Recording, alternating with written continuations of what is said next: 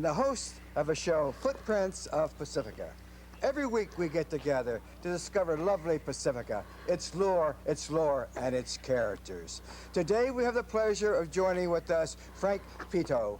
Frank lived in Pacifica years ago and really is going to give us an education on the history of Pacifica.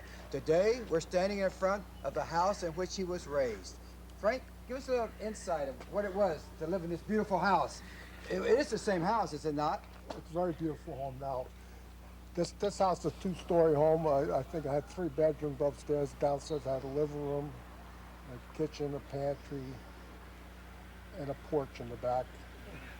And that's where I grew up. I was born here, and then I moved down to Lindemar, the Pitto Valley, when I was 6 years old. And I grew up the remains of my childhood down there. Were there other houses around? There was that one next door there. And down the street here, there was summer homes. People come down in the summers. So down to the corner and around, there were all homes. There were summer homes for people. Yeah. They all came down from San Francisco, huh? Right. And across the street was vacant. There's a few homes back there. Back in the valley, back there was a kind of a junkyard with old cars and stuff. Yeah. And there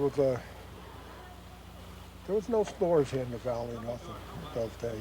What was the closest store that your mom had to go shop?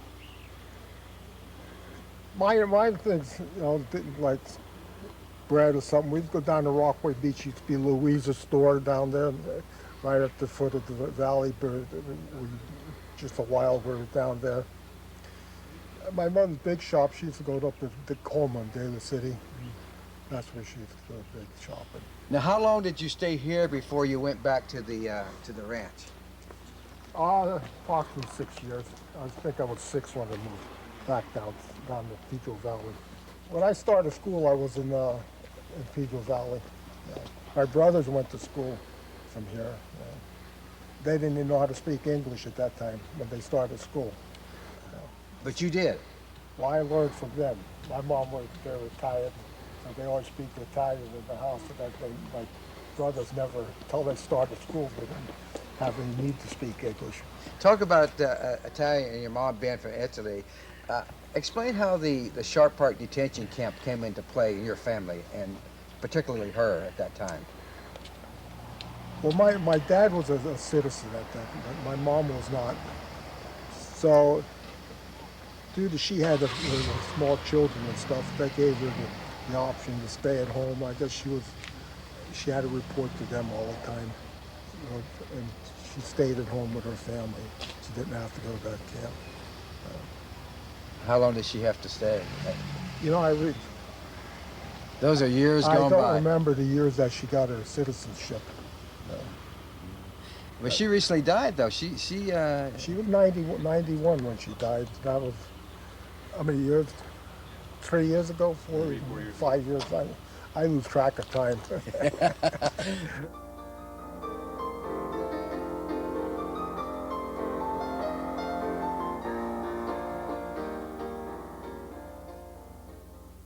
We're standing in front of your old homestead. Right. So tell me about it. How far back does the property go, and what's your recollection of those years here? Okay, this property here, right, is the boundary of the remaining 56 acres back in this valley here. And right behind me was the old farmhouse that we moved from down the block away from here. And in the back of it, the school purchased that property. They intend to put a school, which never developed.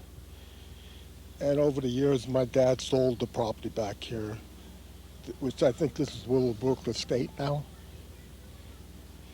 And my mom moved to San Francisco.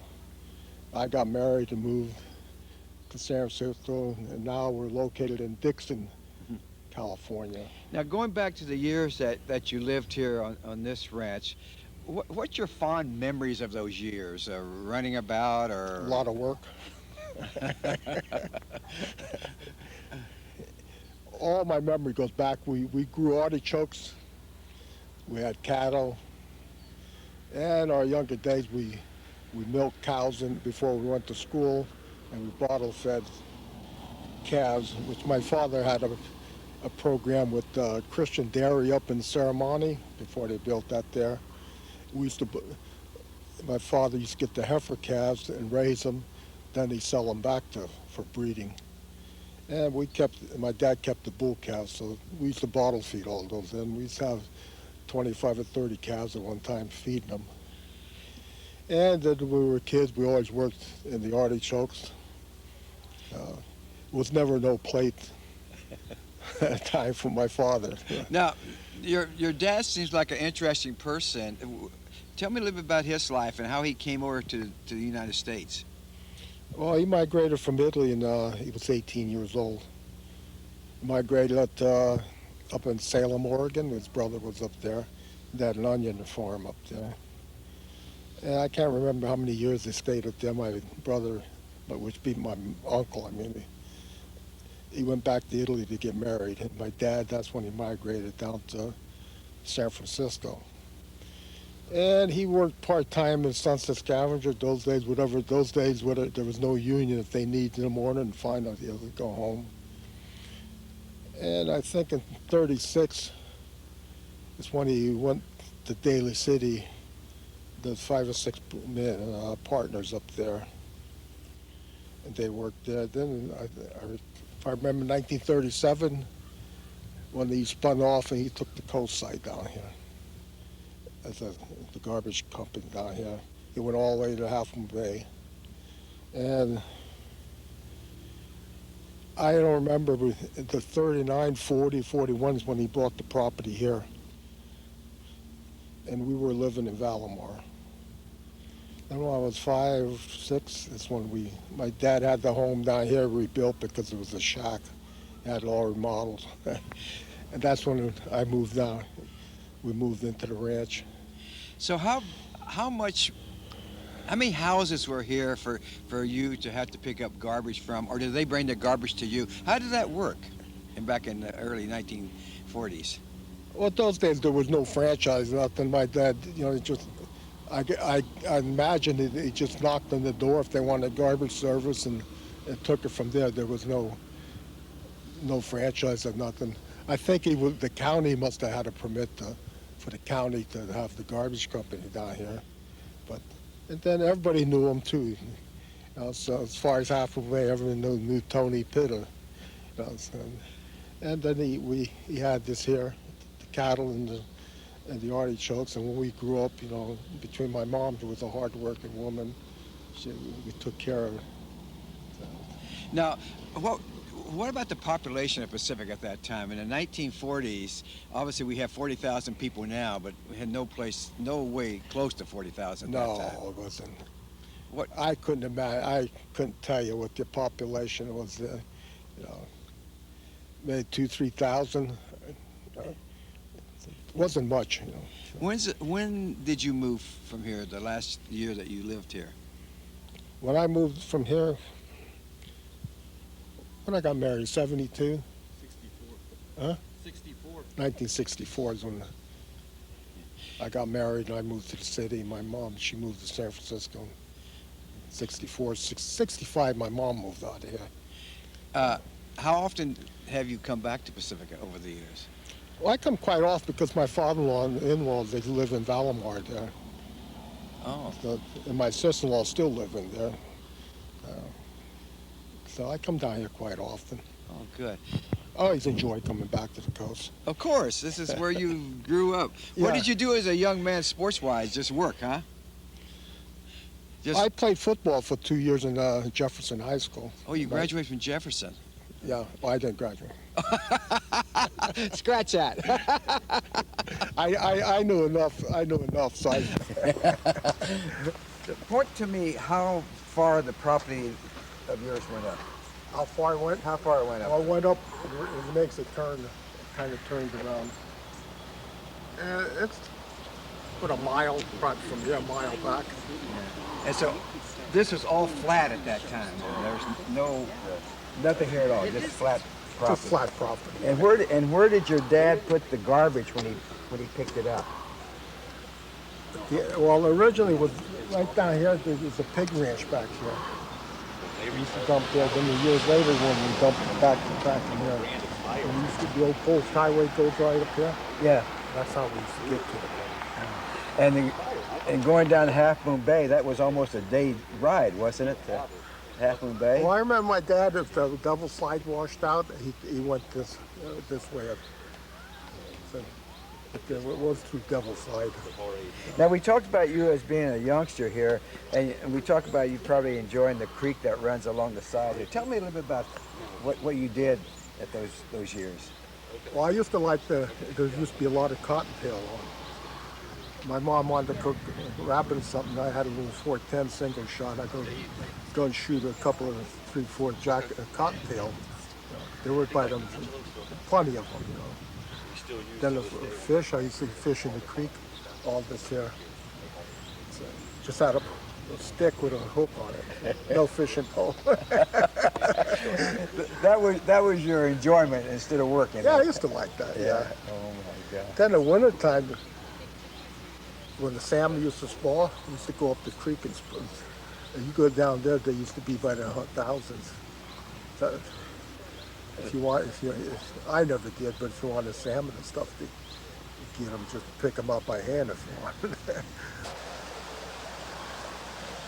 Approximately right around here used to be a bridge we used to cross when I was a kid here, so I kept thinking it's all grown up now.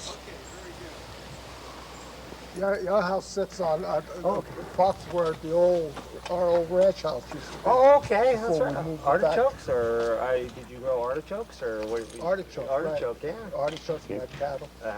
Wow. Back there in the Yeah. creek, do you have a cement dam back there?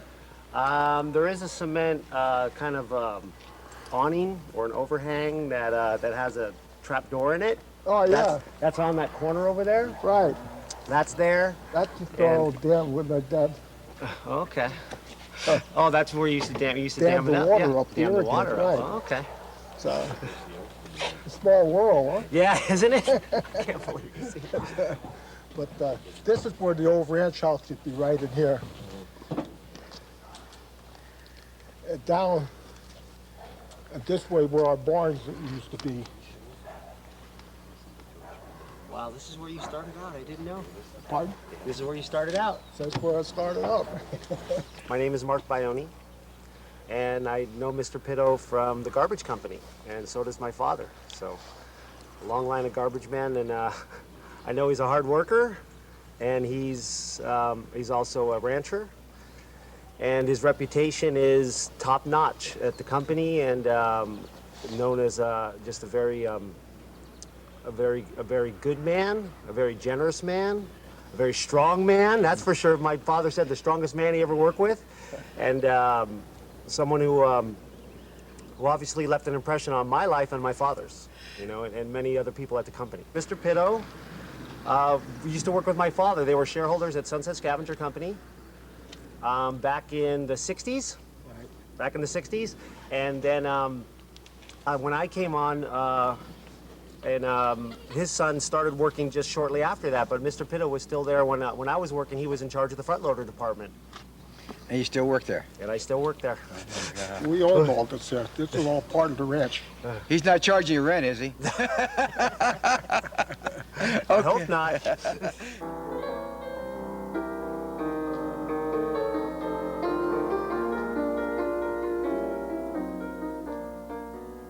Where are we standing at this point? We're standing in front of the old schoolhouse that I went to when I started my first grade up to the 7th grade. And at that time's when they made the new Sharks Park School, and I finished my grammar earlier schooling in Sharks Park. But here I went from 1st to the 7th. And it was two floors. There was 2 teachers, Mrs. Adams and Mrs. Probst. And the 1st to the 4th was upstairs, and the 5th to the 8th was downstairs. And the graduate, if I remember correctly, was 5, 6, 7, 4. So it was very big classes. What kind of student were you? I have to tell. I was a pretty good student, though. Very helpful, liked to work and help the teacher. So, very. And I think That is the pipe, that's the old flagpole where the flag used to be.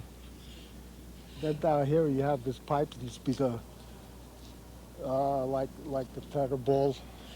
So surprising to see that. Now, this is a pretty good distance from your house. How did was, we get well- back and forth? Well, I had a bus that used to park at the end of the old Bernardi Ranch, and he used to pick up the school, all the kids from, and drop off the grammar school kids here, and the high school kids, they went to Jefferson, up in Daly City.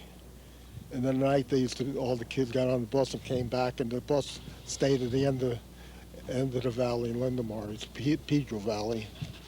And the bus driver was Mr. McGill, and that was every day. So, and I had to walk probably a couple of miles to school.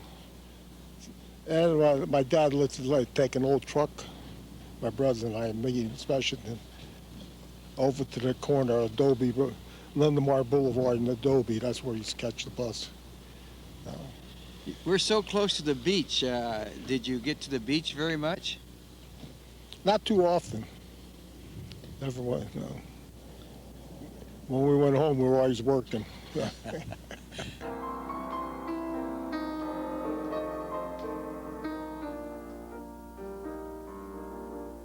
We're standing on Crespi, and you tell us that your property line started around this area somewhere all the way back to the valley. So sort of just give us a view of how it went, Frank?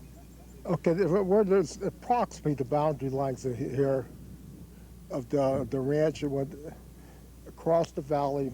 My dad had approximately 240 acres, went down the valley and then across. And there was one parcel, which would be Malavera, in between, that split our property up. This was the hillside my dad had, then the back of the valley, where we were back there a little while ago, which had been Unit 9, I think, in Lindemar, which is, they built up, and where the old ranch house was back there. It's now burnt down. And we used to run cattle over here on this hill here, so that's about the extent of our property. That was a good piece of property at that time, though. At that time it was, Jeff. Yeah. So, Were you the largest rancher down here at that time? no, not really. There was some larger artichoke ranches and stuff. So, we had quite a few. Being hill country, they couldn't farm artichokes and stuff, so it was a pretty good sized piece of property. Yeah. A few of the names I remember back here was the Bernardi Ranch, the Picardo Ranch, the Malaveras. It was our ranch. Then there was Del Rosso's, and the Lazzarini Ranch, and the Columbini's. And that's about the ones that I remember. What was your social life like? We had a lot of company from friends of my mom's and dad. They used to come in weekends and the barbecues and stuff. And we had a lot of friends here in the valley that my mom used to they'd come and visit in the afternoons and at night. We didn't have televisions those days, so people did more visiting. Have a glass of wine or a cup of coffee. So it was more a slower life than it is now. An enjoyable life. Was there a dance hall that you went to down here? Yeah, there used to be one there in Valimar Dance Hall. Did you socialize at it? Not that we didn't have time to dance. Working all the time. Yeah, we didn't. My dad kept us quite busy. What's your fond memory of running cattle? It was a lot of hard work. We used to bottle feed in the morning calves and stuff. We used to hand milk cows to feed the calves, and it was a lot of work. So it's like the old saying, ranches never end. The work never ends from sun up to sundown. So just. You look like a rancher. Thank you. It's a good life, and I enjoyed it. And my sons are still in the ranching business, and they enjoy it. Their kids, and it's a part of the Pitto of life. I enjoy it.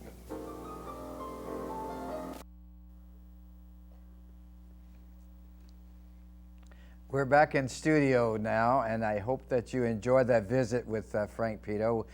He took a day and came down from Dixon, California, and we just walked around the valley, and he explained us to what was happening years ago. Really fascinating. He's actually one of 3 brothers that was born to his parents, obviously, and it was enjoyable. And we were able to obtain, courtesy of the Pacific Historical Society, some photos that I'd like to share with you of some of his family and some of the landmarks in Pacifica at that time. But the first one I want to show you is the picture of the Pedro Valley. He made mention of his 240 acres of land that his dad owned, and this really shows you in that area of where the property was located. Now, if you fast forward to today, and you look at the map of what it was actually covered at that time, you can see on this map, this is a city map of Pacifica, and you can see that at the top of Faster and Crespi, where we talked in our interview there, and goes all the way back to the end of the valley, back even as far as Lindemar and Perez and Valdez and that area there. So you can see that was a big piece of property. And as he mentioned, he was not the only rancher here. There were ranchers throughout the Pacifica area. His parents, Anthony and Josephine Pitto. And the mother and father of the 3 boys, Louis, Angelo, and Frank. And this is taken back in the early 1930s. Here you can see an aerial view of the ranch house, which was located on the Perez Drive area. In fact, that's the area that he and I had an interview with, and you enjoyed his discussion of what was actually happening there on the ranch and what he did as a young child. Here again is the Pitto Ranch house. It's a rear view of the old house, and where he spent many, many years, in Pacifica. And we continue to look at the barn of the house, and of course he made mention about milking the cows and enjoying himself and bottle feeding them, and must have had a great time back at that time. And here's the front of the Pitto Ranch house, which, as I indicated, was on the Perez Drive street right there. And this is during development. And this is at the school where they were having some parties and things like that at the Rockaway Schoolhouse. And the Rockaway Schoolhouse, as you may know, it was located on Rockaway Beach, sort of adjacent to where the American Legion Hall is right now. And here again is some of the ranch house have been developed where he lived and spent many, many years. And this is the church that's across from the house. In fact, that church, there's still a church there on Perez Drive, right across from the house that they lived in. And again, we go back to the barn house. Obviously, he spent many, many days in the barn. And again, this is Frank as a youngster at the Pedro Valley place. And again, this is Frank with his with family visiting from Italy. I'm going to show you one more here, if I can, and it's a school of his school here at Rockaway Beach and his classmates and how they enjoyed going to school and having fun. And one more shot of here, and then this is still the school. And the last one I want to use is this picture of the Little Brown Church. This is where Frank and his wife got married. And of course, as you know, the Little Brown Church is really in the rebuilding stages and really trying to refurbish it. And of course, you're encouraged to sort of help out if you can, and you can certainly contact the Pacific Historical Society and make a donation. But this is he and his wife Donna Owen getting married. Now I want to take a couple of minutes to introduce to you our studio guests. We're happy to have with us today Michael O'Neill. Mike is a board member of the Board of Trustees of the Pacifica School District. And we've been talking about the Pitto Ranch today, and the Pitto Ranch has been in the news recently with the school district as well as the Tribune newspaper. Some changes of going on in that area. And so I've asked Mike to come down and sort of give us a little eclipse of what's happening with the Pitto Ranch and where it is today. Mike, welcome to the show, and thank you for taking time to come down. Oh, thank you. What is happening with the Pitto Ranch? We had a discussion several months ago with the school district, and you were a part of that committee. Can you just share with us what's happening now? Okay, well, basically, the school district bought it thinking that they might need to build another school at some point. And in the early 90s, I think it was, they decided that they declared it surplus. So they sold most of the acreage, approximately 40 acres, to somebody back in Wisconsin. And they kept the one plot that we're speaking of right now for the 4-H farm. But eventually the 4-H farm went to Linamar School, so we decided we had no need for it. And so because it's like the size of 2 single-family homes. So basically, the school district has declared it surplus and are in the midst of waiting to see if something will develop there or what can develop there. So what's the next step then? The next step will be to develop an RFP, which is a request for proposals, offer it to entities, developers, the neighbors, or whoever, and see if someone will buy it or wants to buy it. Otherwise, it'll probably just remain as is. Did you ever think that when you were going through the discussion that there was history like this at the Pitto Ranch? Well, I know you had told us about it, and another committee member, Pilar Schneider, also told us about it, and we dug through the archives and we found out the stuff that happened back in the 70s from the Pittos, looked at the original deeds, etc. And so now this brings us full circle. It's back to what Mr. Pitto did. He sold it, and now we're looking to sell it, I guess, you know? Well, you know, it's interesting. So we'll hear more about the Pitto Ranch, I'm sure, in the coming days. But that's about all the time that we're going to have for today. And I really want to thank you, Mike, for taking time to come down and sort of give us a closure of the Pitto Ranch, of the 40 to 50 years of history here in Pacifica. And I certainly enjoyed my visit with Mr. Pitto as we were going out. I want to thank the Pitto family for helping us put together this informational piece of video about the early days of Pacifica. And of course, as you saw during the interview, he really had a memory of what he did in those years. And we were hoping that we might be able to get another brother on there, but it was unfortunate we couldn't, but he certainly gave us an overview. Now, if you want to get involved with the Pacifica Historical Society and our many projects, our address is Box 752, Pacifica 94044, or you can go on the web at www.pacificahistory.org or call us at 650-359-5462. And thanks very much for watching our show. Okay, that worked out pretty good. Yeah. You did.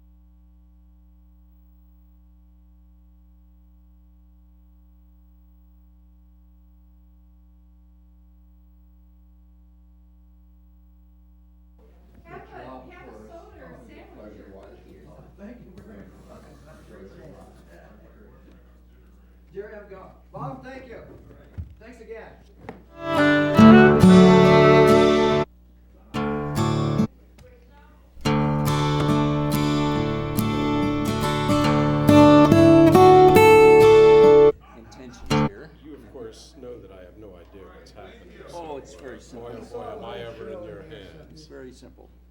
He saw us do the first show in there, so Yeah. it's more like the second part of that show. Except 25 minutes of me not knowing what to say. You'll take care Well, of that. it won't be anywhere close to that. For example, I reprinted a little of this because I like bigger